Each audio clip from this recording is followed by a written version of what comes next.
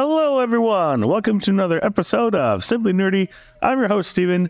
I'm joined today by a special guest. We have Chris. Hello. And we are going to be talking about Gran Turismo, the movie, because Chris got to see it this weekend. I was going to see it this weekend until I realized that the release date was changed. And maybe Chris can get into a little bit of that because I'm still a bit confused about what all happened. But I did not get to see the movie this weekend like I was hoping to. Yeah, so I guess it was a last-minute decision by the studio. They actually ended up pushing back their entire slate, and it all stems from the actor strike. So they were originally going to proceed with the release date as planned. This last Friday, the 11th.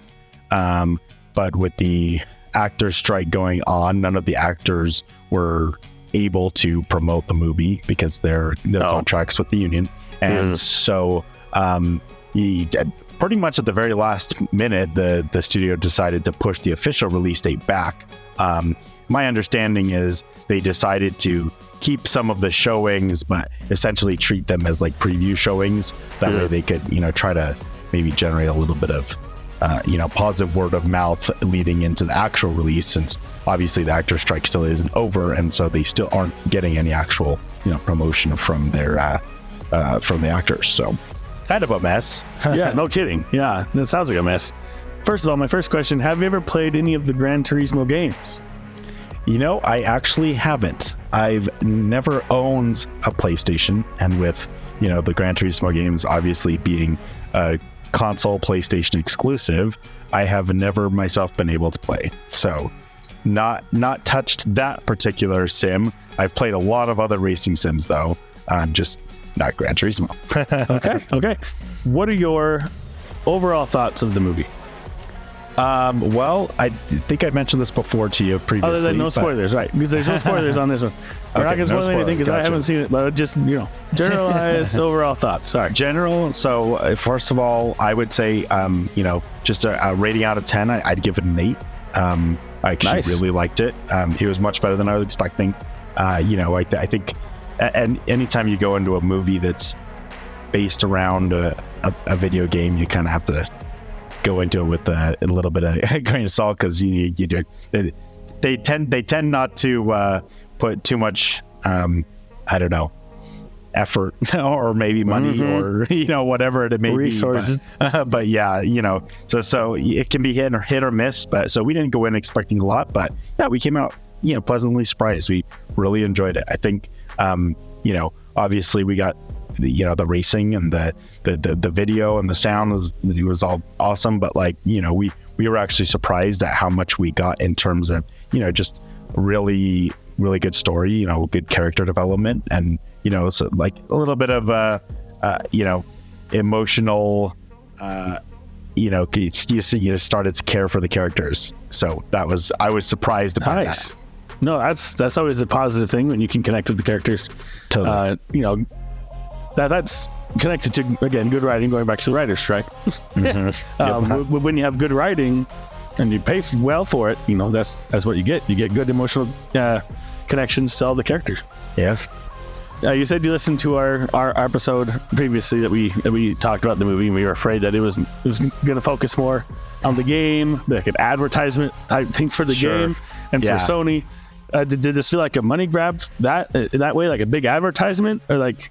I really no. I don't think it did. I mean, if there's obviously a lot of product placement, like it's Sony. So Sony's notorious for everybody and their dog running around with their Xperia phones in their hands, and kind of putting an emphasis on that. But to be honest, actually, I didn't get a lot out of this movie in terms of sort of just advertising the game. I mean, there really wasn't even much in terms of like referencing the game itself, other than sort of like at the very beginning. I mean, obviously, if you've seen the trailer, there's a little bit of a contest, and so that was the brunt of the references to the game itself. But really, the majority of the plot, revolved around kind of what happened after he was selected, and kind of went on to find out if he could make it as a real racer. So, if anything, there was more sort of advertising and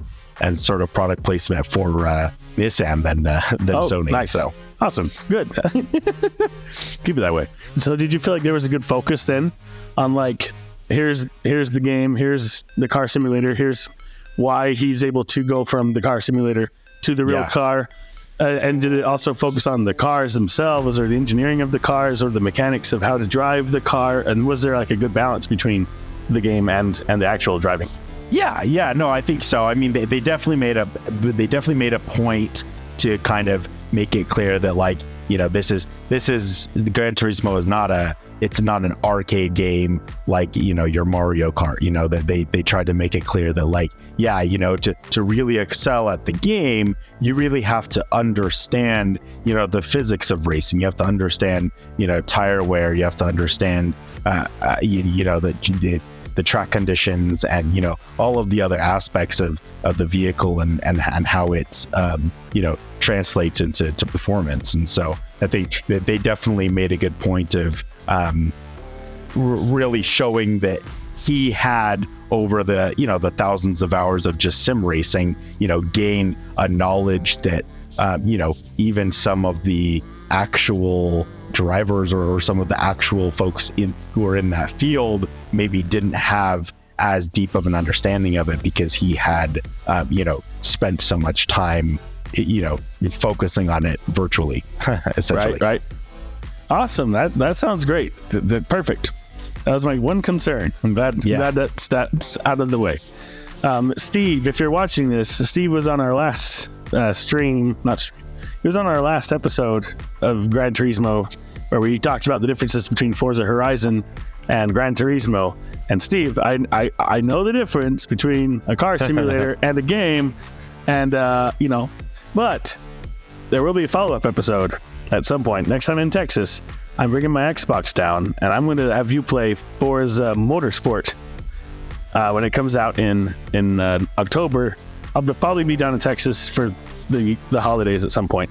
So at that point, Steve, we're gonna have another conversation. Forza Motorsport versus Gran Turismo. Yeah. But anyway, how did the actors perform, Chris? Did you enjoy the acting? I know there's some new faces, at least for me. There's some new actors that I've never seen before, which is awesome. And Steve, on our last stream, highlighted the fact that that's good, because, you know, like it plays into, hey, I was doing one thing, I was discovered, now I'm doing this other thing. Did that work out well for the movie? Yeah, no, I thought that there was, you know, obviously some faces that I personally didn't recognize, and I didn't think that any of the performances were, you know, any less than what they needed to be to, you know, sort of make you forget about the acting and really focus on the story. Obviously, you know, if you've seen the trailer, you know that the story really does mostly just revolve around Yan, who's the driver, who, you know, starts as a sim racer and becomes a racer, and then you know, a lot of the other character face time, you know, dialogue time goes to you know, a couple other guys who are really well known, so David Harbour and Orlando Bloom, and they're really the guys who kind of make that journey with him. And so those are the three who I'd say, you know, you really see the most of, and you're kind of following along with those three. And so I thought they all really performed well. You know, I thought that I feel like David Harbour, he's kind of at a point where, you know, I feel like he gets a little bit typecast, but he played a really different character in this. And, oh, that's good. Yeah, you really kind of grew to care for him and to, you know, kind of feel for him. And for Yan, I definitely wasn't familiar with him before, never seen him in anything before, but yeah, I think his portrayal was great, and I was thoroughly convinced, you know, in terms of, you know, hearing the dialogue, hearing the delivery, and not feeling like it was poorly written or you know, poorly acted. Nice, awesome. You specifically selected those three actors? Did any one of them steal the show for you?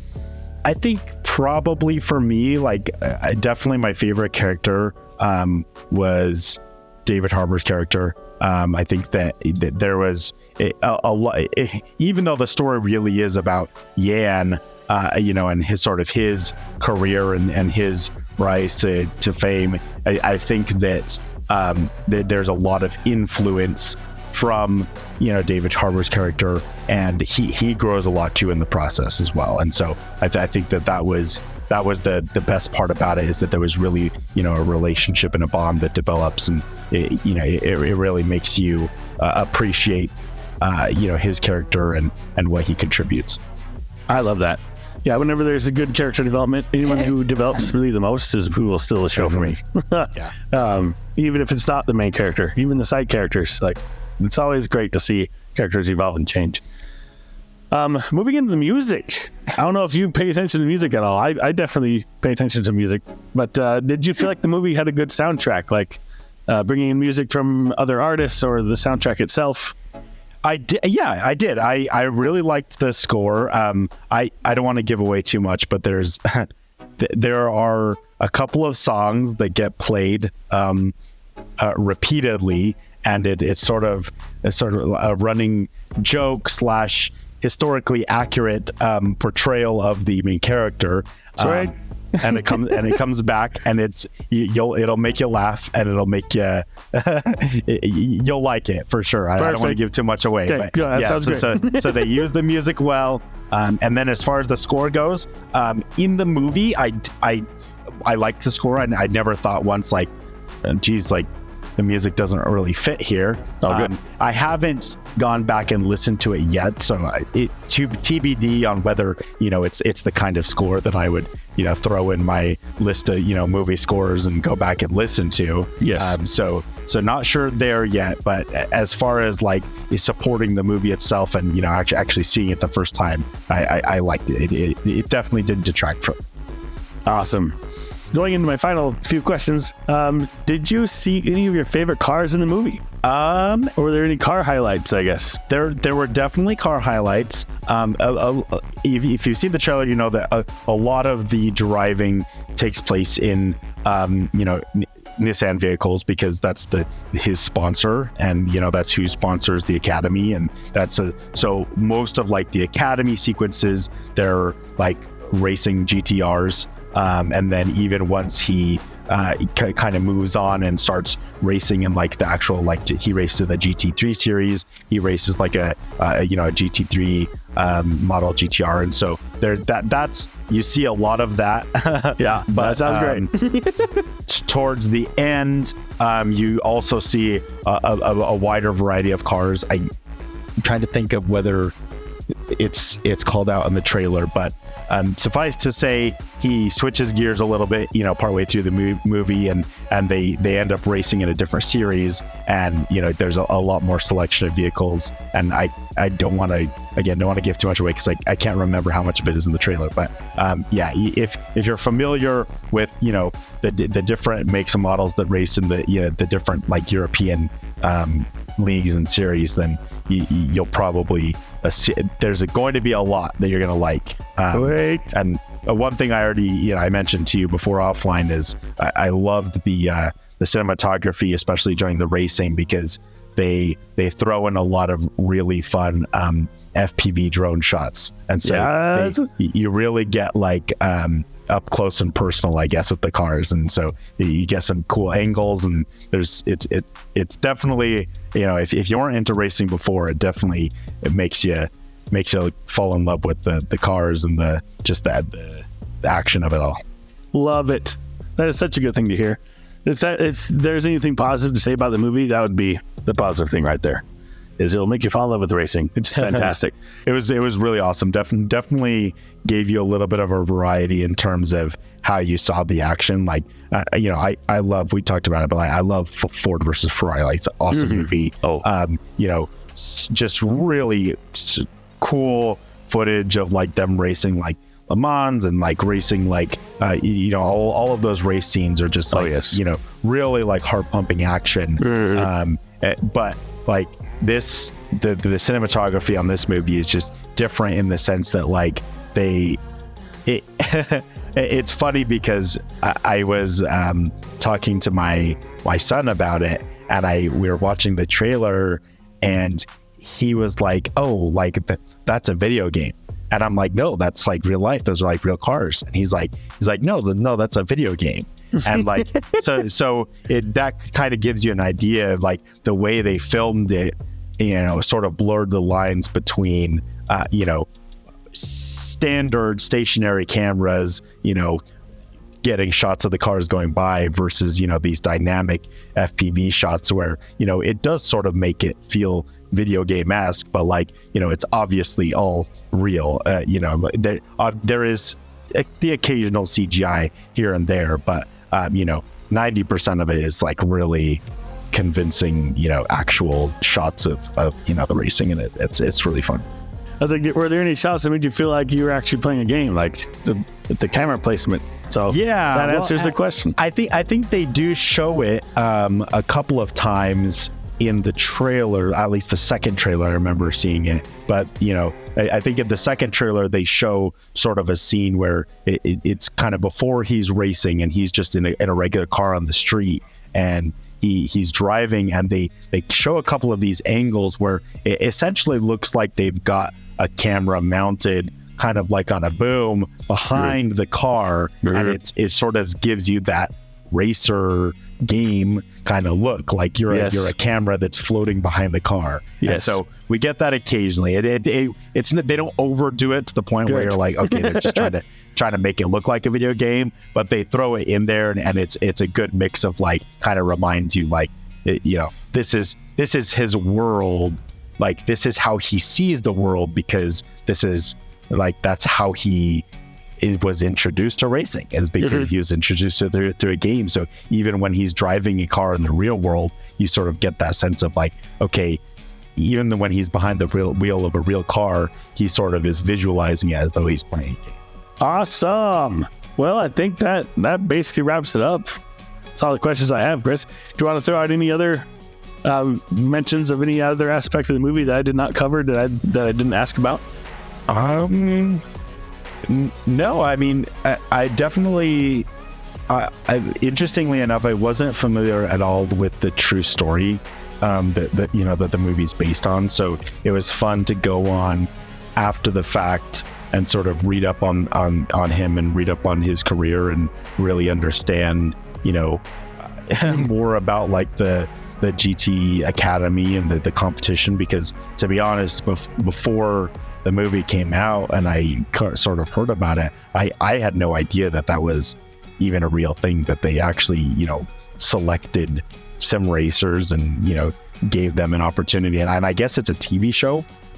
That's really? So that's what? The original basis of it, is that it was a TV show that aired like in Europe, where, drivers were given the opportunity and to go to an academy and to race and to try to become a real driver, and it's essentially like a reality show. And so I think us stateside, unless you were specifically familiar with it, it's kind of a new thing. So it was just cool to sort of get that sense of like, wow, this is obviously, the movie itself is it's based on a true story, so it's not 100% fact. There's some creative license to really make the movie more exciting, but there's a lot of aspects of it that were real and are was really cool just to see like, hey, this was a real thing, and I think it sort of lends to that sort of feeling that you come out afterwards thinking like, man, he can do it, like why can't I do it, kind of thing. Yeah. Right, that's what I'm talking about. As an adult, obviously, that ship has sailed, but I think a lot of kids, are going to go into that movie and they're going to come out and they're going to be like, Mom, Dad, I want to get a wheel and pedals, and I want to go for it. I want to become a real driver. And so let's go. That's what that was one of my takeaways, was at the end of it. I was like, man, like I hope the wheel and pedal manufacturers are ready, because I think, if this movie does, movie does well, I think they're going to sell a lot of hardware, because I think a lot of people are going to come out of this like being hyped to go out and start sim racing. Perfect. That's our cue then. Steve, if you're watching this, we got to get on our design. So if Nerdy is going to come out with a design for a wheel, we got to get on that. We got to start engineering that. Let's go. Exactly. Chris, would you recommend this movie then? Based on your rating, you gave it an 8. Would you recommend this? Definitely. Yep. I would recommend to like it. non-gamers, to gamers, both. Yeah, no, both for sure. Absolutely. That was part of what I think was so appealing to me, is that, you know, beyond the initial premise of it sort of being about sim drivers and you know, the competitors coming from that background, like everything that happens in terms of like the plot of the movie beyond that is like really doesn't have anything to do with video games, and so you don't need to be a gamer to appreciate it. I think gamers will like it more just because, you know, as a gamer, it sort of gives you that validation of like, yeah, gaming isn't totally a waste of time. But, but I think people that are not gamers would, you know, easily be able to go in there and just enjoy it for what it is, which is, you know, an exciting action movie with some really likable characters. Love it. Oh, Chris, thank you so much for coming on the show. Where can people find you online? So I am not a very consistent streamer, but I try to be more consistent. I should stream more often just because I game often enough that if I was just, you know, put in the extra few minutes of, you know, to turning on the camera and getting the stream ready, then I could be streaming more often. But you can find me on Twitch. My name is just Mabunga TV. So my last name is Mabunga, and then it ends with TV. So Mabunga TV on Twitch. And then if you go there and go to my About page, you can see I have links to like all of my other socials, like my Twitter, Instagram, YouTube, all of that. And I try to also, you know, post like highlights, clips, things like that for my Twitch streams on those other social media. So nice. And we'll have a link to those in the description below, so you can go check out Chris and his awesome work that he does. And yeah, if you like this episode, guys, please give us a like. Please give us a subscribe. It will always help the channel out. If you're on Spotify or any other podcasting platforms, please follow us there as well. We're able to be found there as well. Yeah, and until next time, guys, keep it nerdy. Nerdy.